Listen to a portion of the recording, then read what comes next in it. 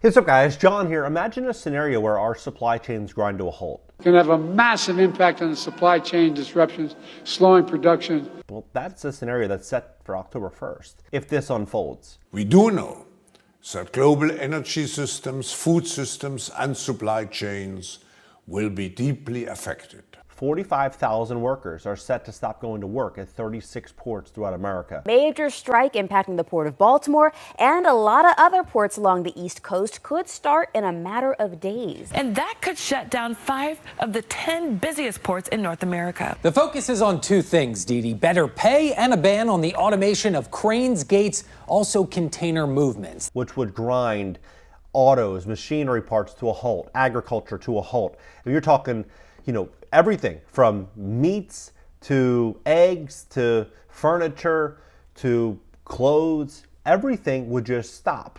The White House made an announcement, and they said that the White House said it's not trying to help broker a deal, as it did last year during the West Coast talks. The Biden administration official said the president would not use his federal powers to block a strike. So we have this scenario that is unfolding that is just going, mega viral. Except this came out this morning, about an hour and a half ago, saying that this is going to impact 100,000 jobs. So 45,000 employees, but indirectly over 100,000 jobs. Now this strike is happening alongside of the Stellantis strike, and there's strikes happening across almost every industry. Teachers unions talking about going on strike. Volkswagen's laying off 15,000 people, some saying closer to 30,000. There's layoffs and strikes happening across every single industry right now. But the most concerning is our food. The most concerning is the supply chains, because when this starts to, unfold, people go to grocery stores and they see there's less on the shelf. You're going to see a different type of American, right? You're going to see a concerned type of American that's willing to do whatever it takes. I hope this isn't the case. I really do. But when you look at the world that we live in a pretty insane world. If 2019 were, here and you told people, hey, this was going to happen in 2020, in 2021, 2022, people would have said, you're insane, you're crazy, it's not happening, never in America. Well, every year, every month, every week, things get crazier and weirder. And I wouldn't put it past us at this point to walk into this type of storm, especially considering that we have a really, really big event scheduled for November. You have the election coming up. You have a lot of people on edge. And I think that, we're walking into a chaotic type of scenario possibly. And I'm going to break this down for you. I'm just going to show you the facts of what they're saying. And at the end, you could form your own opinion as to what you think is unfolding in America right now. Please hit the like button. When you do, YouTube will share the content, educate more people about what's happening in the U.S. economy.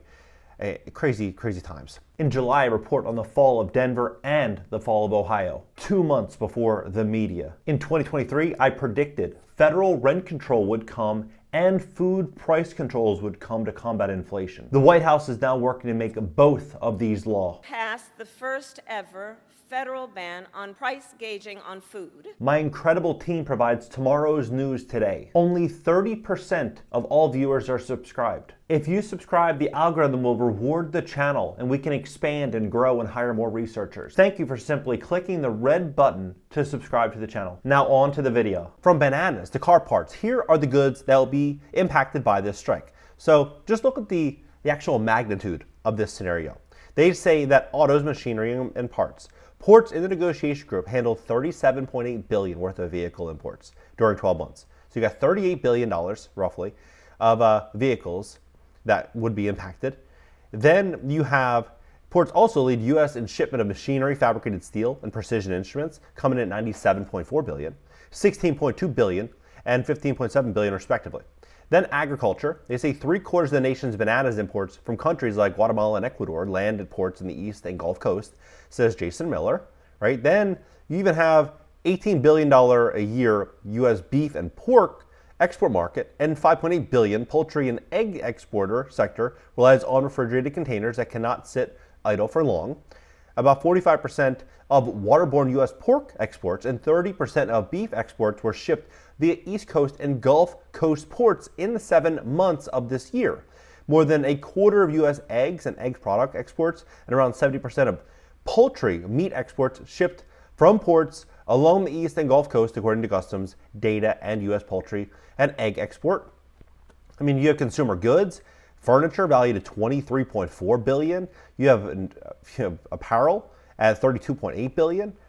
You have all of these costs that are just going to skyrocket because shortages will likely ensue. But then the big question is, Jerome Powell just cut interest rates based on inflation going down, saying that, we can cut 50 basis points. Well, if inflation starts to go up because of this chaos, could you imagine what would happen to markets? Right? It would be a pretty chaotic scenario. They're saying higher costs, big delays. In broader terms, a strike would raise costs for shippers while also imposing lengthy delays. Well, if their costs go up, our costs go up.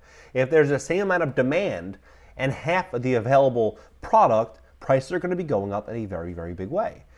The top 5 ports in the negotiation: New York, New Jersey, Savannah, Georgia, Houston, Norfolk, Virginia, Charleston, South Carolina, handle more than 1.5 million 20-foot equivalent units valued at $83.7 billion in just August.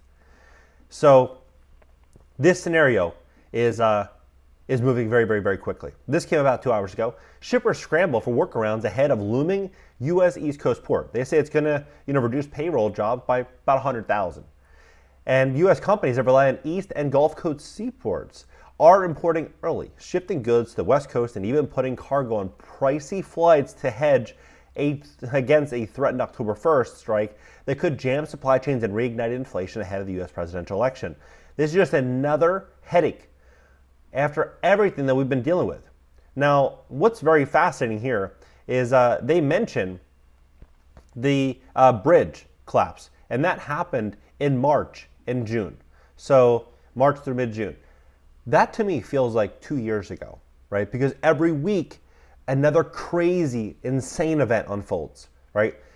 The fact that that was only 3-4 months ago says everything about the world that we now live in. It's almost dystopian. So when we hear about scenarios of, this potential strike, if this was, floated as a potential threat in 2019 or 2018, I would say odds of that happening, 0, not happening, right?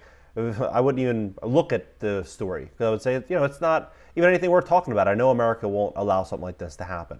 But we live in a world where I won't write off anything as impossible, because I think that we could potentially see this scenario. We could see a very, very chaotic type of winter ahead of us. I think we could see something pretty crazy. I'm not saying this to scare anyone, but you just look at what's happening in the world. Like all the geopolitical tensions, everything that's happening here. I mean, the big events scheduled. I mean, it's just it's concerning. They say the higher inflation rate will lead to higher rates.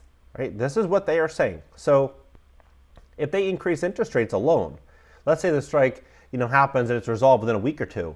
If inflation spikes, imagine what this would do to markets. Imagine what this would do, to the economy, right? It could be a variety of any type of scenario, but I think that it's more likely than not the job market and the economy getting completely rocked over the next 6 months, seeing a different type of consumer and seeing potentially, if this happens, major shortages. Now, unions represent 16.2 million workers, and they were growing over the last couple of years. And so when they're representing 16.2 million workers, and you see all these major unions saying strike, strike, you deserve more money, you deserve this, you deserve that. That's a scenario that if you're a corporation, you were looking to fire 5,000, 10,000 workers or more, paying severance and paying all these bonuses to these people for people to leave, and dealing with all the lawsuits and litigation from all these attorneys representing these groups of employees. Wouldn't it be easier if they just went on strike? If they just, they demanded some type of pay raise, 40, 50%. You say, you know what, I'll do 30%. They say, no, 50. And then you end up letting them go and you don't have to pay them. That would be nice if you were the CEO, right? But you're seeing these strikes unfolding, and you're seeing people getting laid off in mass. So supply chains are in question. Big corporations are laying off by the tens of thousands, some of them. You have teacher unions going on strike, talking about strikes. You have, even truckers saying that if this shipping situation unfolds, it'll be a nightmare. They'll be out of a job. We'll probably see more, unions and strikes happening instead of freight. You have U.S. hotel workers strike 10,000. This was September 1st. This was 24 days ago. It feels like that was 2 months ago, right? And another 1,800 went on strike yesterday in Hawaii, in a village. You have Boeing they're talking about, and here they even mention the Boeing strike, saying that that this scenario, a prolonged strike alongside ongoing strike by 30,000 machinists at Boeing, has already started to ripple through the aircraft maker's supplier network, could put a dent in U.S. job market next month at a critical moment. Economists at Oxford Economics last week estimated that 2 labor actions could reduce payrolls by 100,000 jobs if they stretch into October. For Sanchez, it would be the biggest supply chain setback after a bridge collapse cut off most access to the Baltimore port in March and mid-June. Things are just starting to get back to normal. Now he's working on a plan to put shipments on trains to West Coast ports should ILA's members go on a prolonged strike at ports that stretch from Maine to Texas and handle about half of U.S. ocean trade, right? So you're seeing all this. You're seeing these strikes at Boeing. You're seeing, even Stellantis saying they're talking about going on a strike October 18th. They're even laying off employees 18 hours ago, 52 minutes ago, right? We're walking into something. Everyone sees it at this point. Everyone is feeling a little on edge. They're looking out at the world saying, what's going to happen next? I'm not sure if it's going to be this strike. I'm really not. I hope it isn't. I hope it's not something this major. But, you just start to look at everything. Shipping, jobs, corporations, the layoffs, the upcoming election. You have all this in the air right now. I wonder how this is going to unfold. I'm curious, what do you think? Do you think we could see, at the very least, if this does happen, inflation spike and possibly rates go up, or some type of major shift unfold in the market because of it? Let's have a conversation about this below. I'm really curious about your opinion. And if you'd like to fix your credit, we would love to help you at my company, GreatCreditFast.com. That's GreatCreditFast.com. If you have late payments, medical bills, charge-offs, foreclosures, bankruptcies, repossessions, or any negative or derogatory items in your credit report, go to GreatCreditFast.com. Click the link in the description just below this video. Schedule a free call for tomorrow. Catch you next video.